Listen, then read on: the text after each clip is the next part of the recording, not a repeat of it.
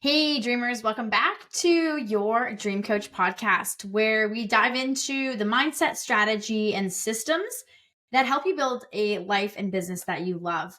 I'm Shayla Wey, and today I'm talking about something that every small business owner eventually faces, and that's the challenge of scaling. Scaling is exciting, but if done without a solid foundation, it can definitely feel overwhelming and kind of chaotic.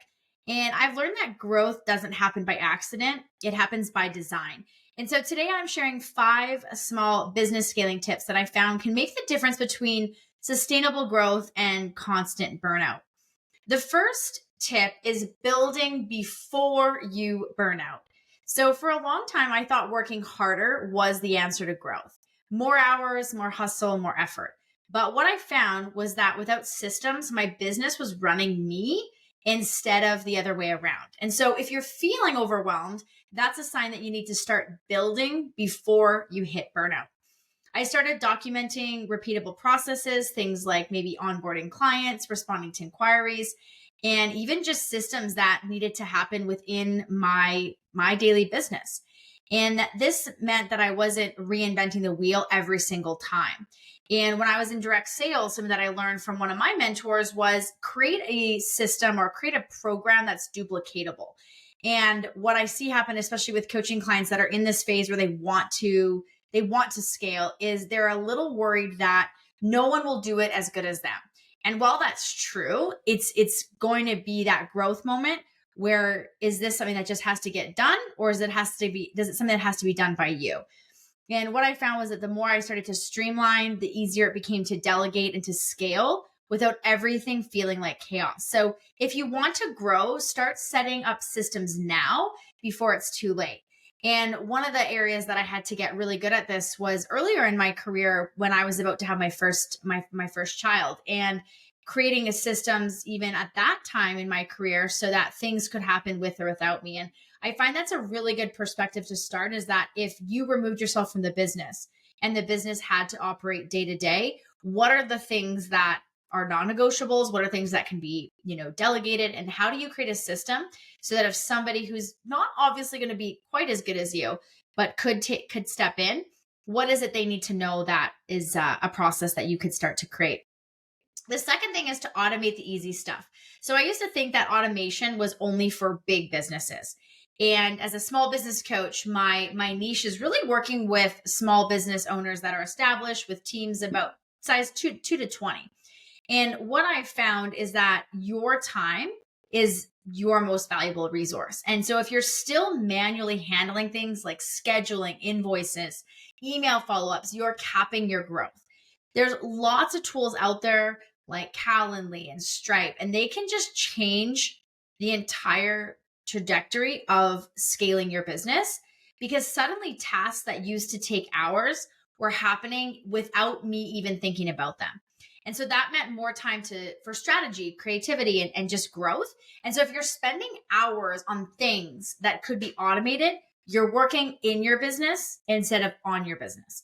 And I know for me, my favorite time of my week is when I get to work on my business, when I get to go back to the vision, the mission.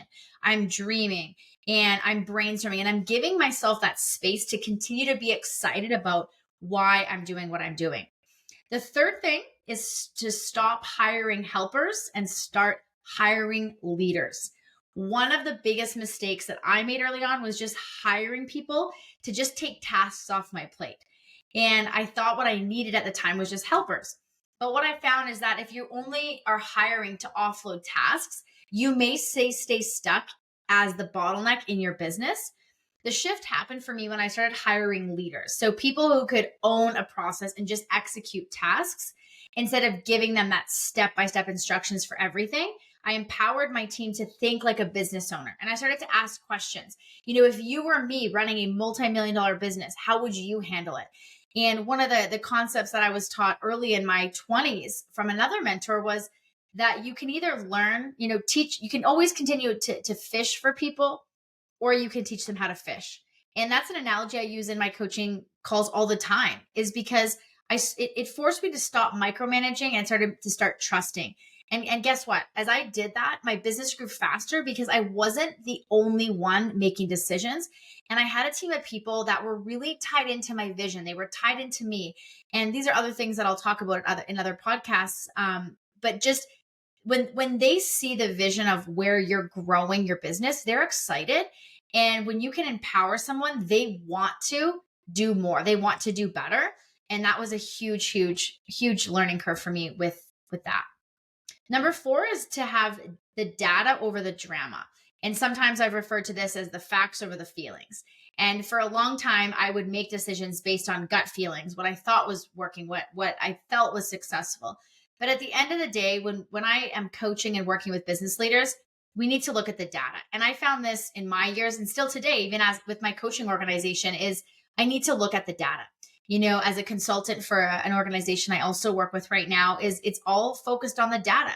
Is we can feel a certain way, we can try different methods, but the data is what is going to tell the real story. So tracking key metrics like conversion rates, customer, costs, even retention, right? Different things depending on your business specifically.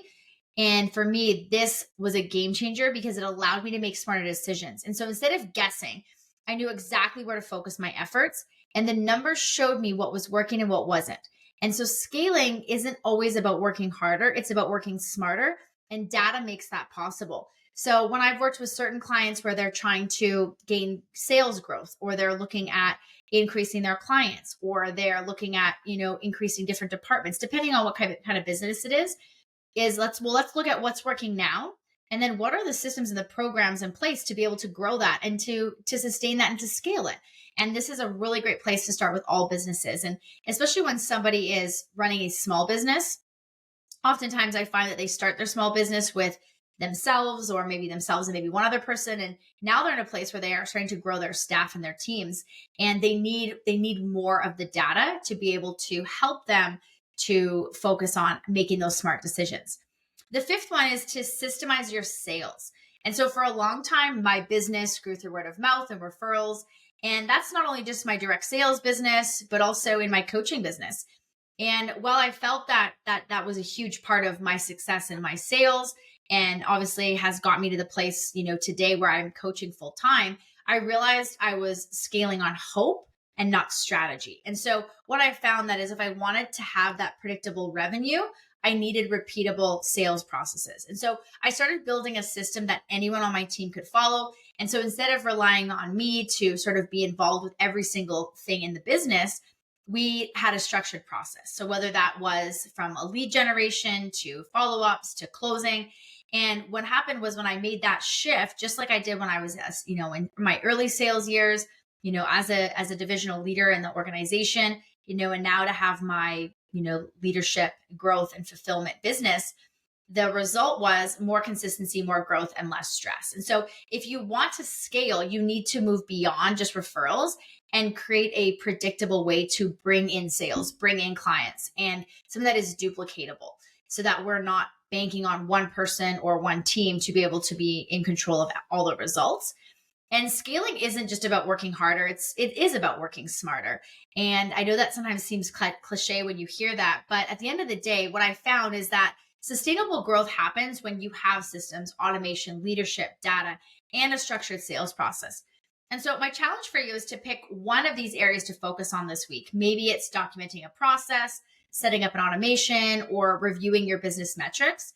Whatever it is, take action now so your future self can thank you. And if this episode resonated with you, share it with another business owner who really needs to hear it. And if you haven't yet, subscribe and leave a review. It just helps people scale their business with confidence. Remember that your business should support your life, not consume it. Build it intentionally. And I'll see you next time on your Dream Coach podcast.